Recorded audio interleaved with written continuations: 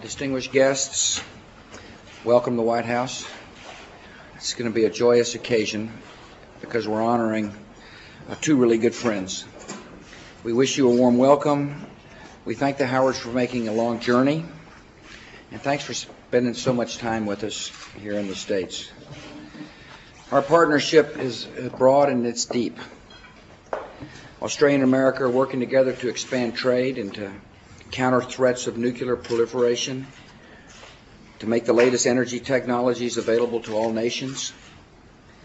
In the global war on terror, we have no better ally than Australia and John Howard.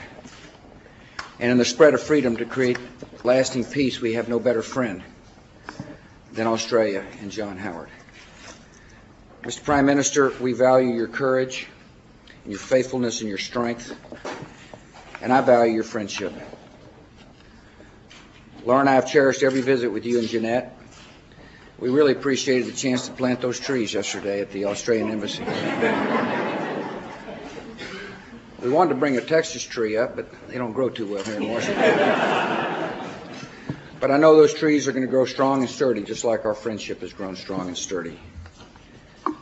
I was thinking about how to really describe John Howard and his leadership in Australia, and I thought I would remind everybody what Ronald Reagan used to say: it was morning in America. And Mr. Prime Minister, that's still true for our country. We're really an optimistic people, and we firmly believe the best days are ahead for our country. I know you feel the same way about Australia.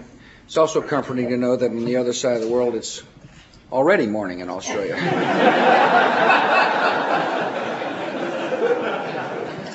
Mr. Prime Minister, Laura and I offer a toast to you and Jeanette, to our allies, and to the great people of Australia.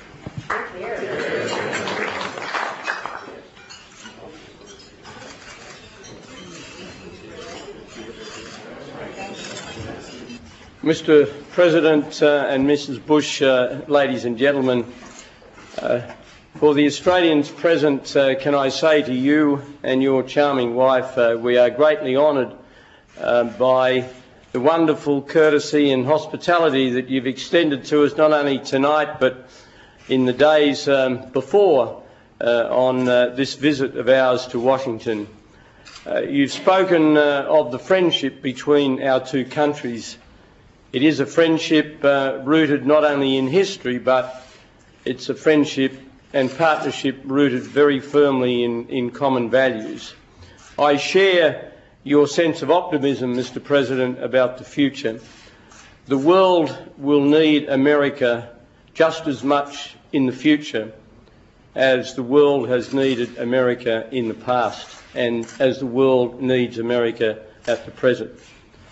Those foolish enough to suggest that America should have a lesser role in the affairs of the world should pause and think whether they really mean what they say, because a world without a dedicated, involved America will be a lesser world, a less safe world, a more precarious world.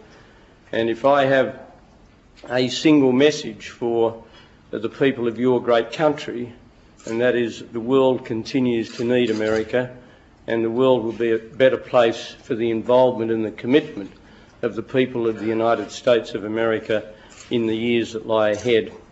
I value very much the friendship between our two countries.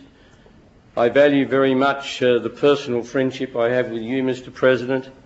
You're a staunch friend, you're a faithful ally, you're a strong leader. You have articulated the interests of your country and of the free world at a time of unique and different challenge. And for that I thank you and pay tribute to you. Jeanette and I warmly reciprocate the kind things that you've said about us. We greatly value those things, and we thank you most warmly for your very gracious hospitality. Can I ask you to join me in a toast to the enduring friendship of the people of Australia and the people of the United States?